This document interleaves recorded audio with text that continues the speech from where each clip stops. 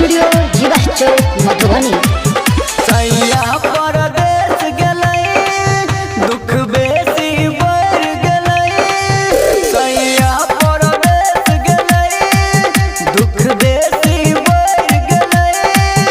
भौजी भौजी ओ कही का रोज घर में मिला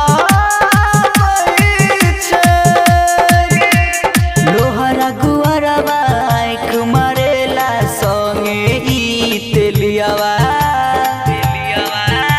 लोहरावा ठोकल चाहे काटी गुअरवा सटावेला चाटी लोहरावा ठोकल चाहे काटी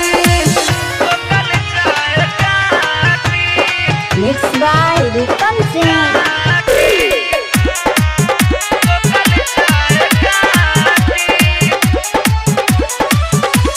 राज बिहारी हो घर कई छई छाती हो, प्रिया राज बिहारी हो घर कई छई छाती हो। रमेश देवरा पर रह न पाइब हो, दिल संग भाग जाइब हो।